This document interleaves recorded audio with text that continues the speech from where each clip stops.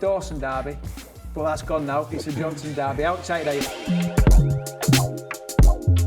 Brennan, here we are, a year on from when we first sat down.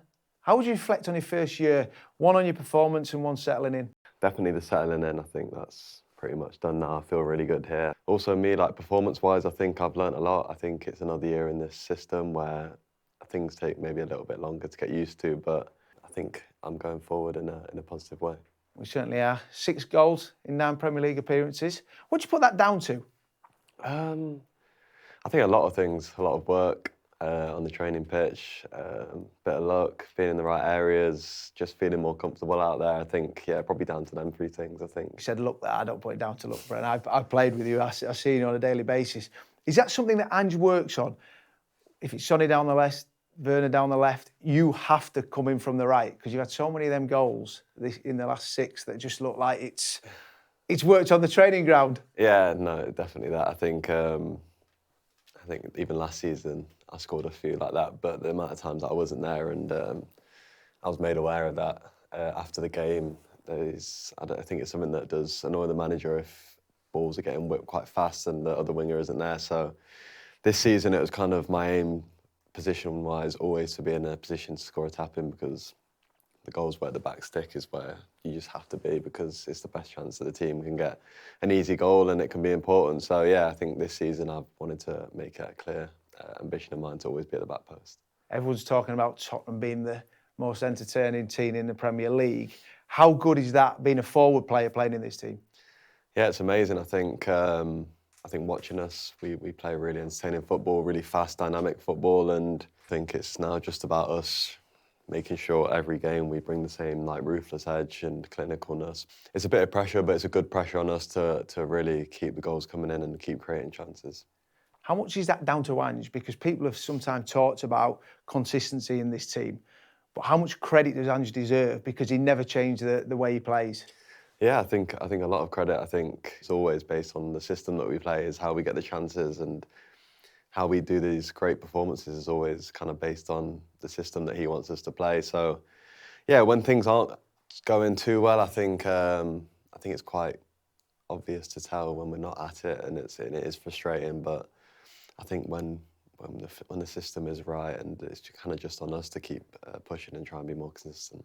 How would you evaluate the season so far? Because I look at the performances of yourself and the team, and there's questions where I go, wow, you got Man City and blow them away, and then a week after you don't get the same level. So where do you look at it now? Of course, when we play against Man City and Man United away, and the performances are unbelievable, it's kind of easy to set that as the benchmark, which it should be because they're great performances. But I just think in this league you come up against such different opposition. It's kind of challenging to go from a certain extreme to another next week, and I think at times we've kind of got stuck in them sort of games where teams have been a little bit more cautious, which is respectable because they've got a good result. But yeah, I think we just come stuck against teams like that, especially Ipswich, Crystal Palace, even like Leicester at the start of the season. I think there's a lot of games where we played well and dominated, and we haven't come away with what we wanted to do, which is really frustrating because I think if we had them points now, it would put us in an even better position. But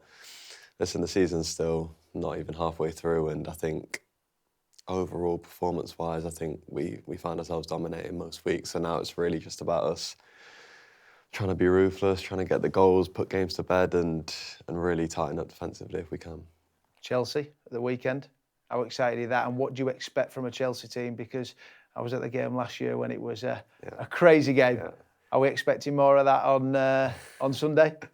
Hopefully not result-wise and injuries and red cards, but I think, yeah, just as a game, I remember I started that game and the first 20, 25 minutes, the atmosphere was unbelievable. I think it makes for an amazing game. I think they've got some really talented players, and so have we, and we play a really good style of football, and they play a quick game as well. So I think it's got all the makings to be a good game, and hopefully one that we can get the result.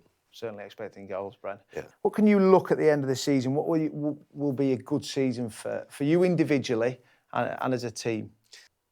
Yeah, I'm doing well scoring goals at the minute. Hopefully I want to... Do you have a target?